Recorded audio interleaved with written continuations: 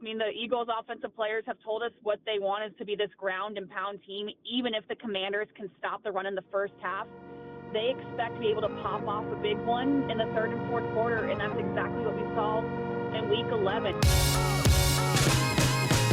Now it is our pleasure to welcome to the show our colleague up in Philadelphia. She hosts nights up there. It is Ashlyn Sullivan. Ashlyn, fresh out of the Eagles locker room on reporting duty today. Ashlyn, thank you, ma'am, for joining us. How are you? Absolutely. Happy to join you guys, and I'm doing great. Definitely a busy news day in that locker room. It always has been as of this season in Philly, that's for sure. We've had no slow news days. I've obviously been hosting a show for the last hour and 15 minutes and have not actually seen any particular news come out, anything that I've seen. Was there like some big news item that kind of blew up today in that Eagles locker room? It seems like, there, as you said, there's been so many this season. But was there anything in particular today that caught everybody's ears and attention up there? I wouldn't say anything blew up today. It's been not quite the blow up this week, so that's been nice that we haven't had that, especially coming off last week with everything with A.J. Brown. We did try to talk to A.J. Brown today. He didn't talk to media, so that was definitely something we're trying to get to the bottom of. But more so, it's been crazy talking to the guys in the Eagles locker room this week, how much they aren't talking about the possibility of winning the division on Sunday. Whereas 2 years ago in 2022, that's all anyone could talk about in the locker room was that was such a goal. They wanted to be crowned NFC East champs. It was this big moment. And truthfully, now this team sounds like they could care less about winning the division. Like, it's truly the boring mantra of just another game. And it's just crazy to me how much has changed in 2 years if that's the case. That is really interesting. And obviously they have a chance to lock it up this weekend with the win over the Commanders. Technically, Washington is still alive. Obviously, Washington feeling much better about their wild card chances because of the discrepancy here. But you mentioned the A.J. Brown, Jalen Hurts thing, and Jalen comes to the podium after a very nice day on Sunday. He's like, is that what y'all wanted to see? And it's kind of like, yeah, man, it was. Thanks for participating. You threw for 108 yards the week before.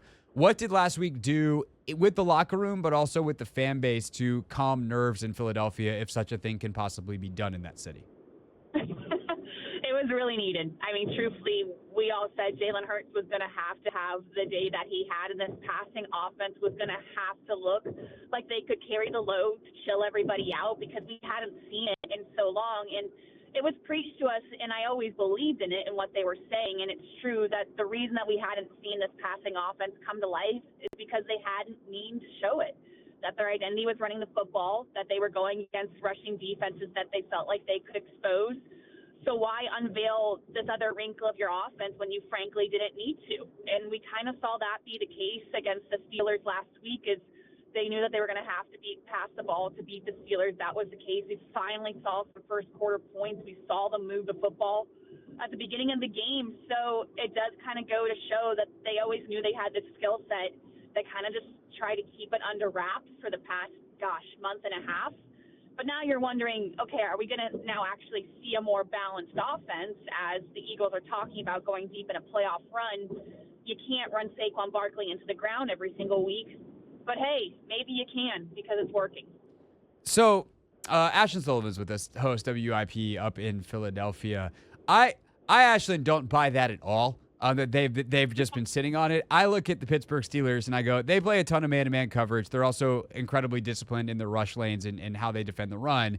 And that is a formula for Philly to be like, fine, you want to play man-to-man? We have A.J. Brown and Devontae Smith. Our men are better than your men. Voila, let's party. And that's exactly what they did.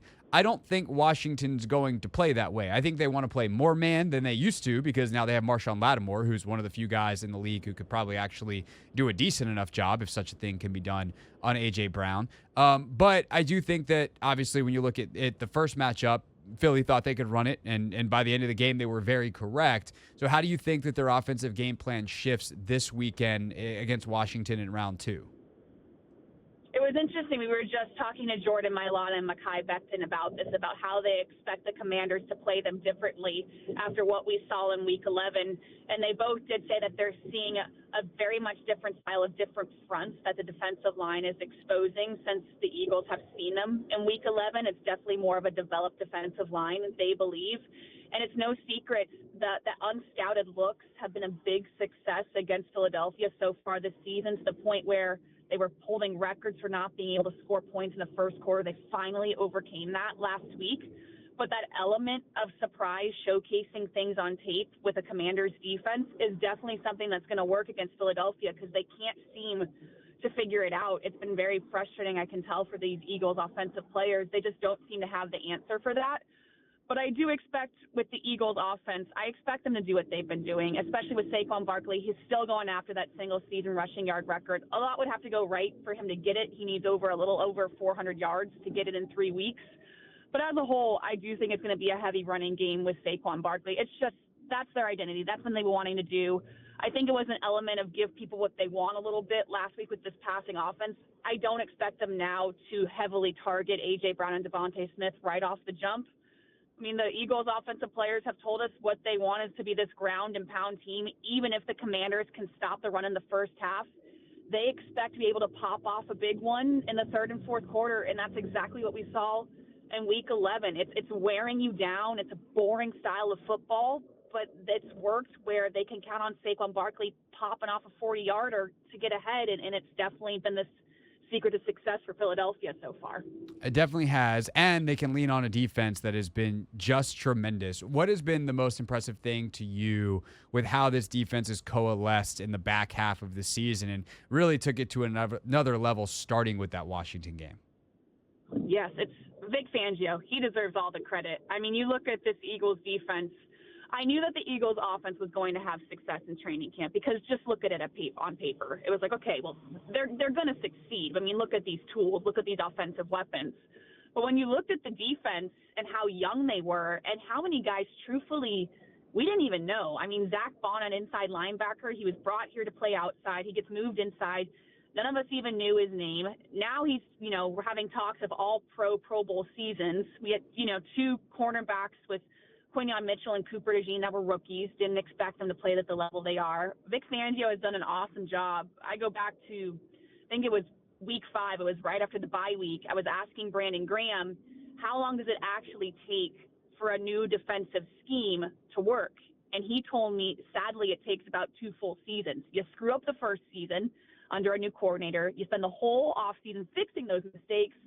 And then year 2, you kind of see what's come to fruition. So the fact that they've had success so quickly and so easily under Vic Fangio, I think he is fantastic hire here in Philadelphia. He's fascinating to listen to in press conferences. He'll tell you exactly what you want to hear, and he's an incredibly honest coach, but he's really got this young group playing at the top of their game and definitely one of those physical defenses in the NFL right now. So what are Fangio and the defense saying about Jayden Daniels this time around? No longer on a short week, and preparing for that Fangio defense on a short week for a rookie quarterback is a nightmare. Jayden also just looks healthier. They downplayed the rib, but now seeing him back at what looks like closer to full strength, he's got a little more whip. He's a little more mobile again. What are the defensive guys, including Fangio, saying about facing Jayden Daniels part 2? Yeah, and Kobe Dean, linebacker, was just telling us in the locker room he thinks the biggest strength for Jayden Daniels, a little bit like Jalen Hurts, is he can take a really bad play and make it into a great one. I mean, Kobe Dean and Vic Fangio, we talked to Vic Fangio on Wednesday. He was saying you got to be cognizant of Jayden Daniels escaping the pocket, very similar to the style we see Jalen Hurts do to a lot of teams where he can make something with his legs. So it was definitely a point of contact, a point of emphasis to keep him in the pocket, force him to beat you with his arm, and it's very clear that they want to get after him early and often in this game.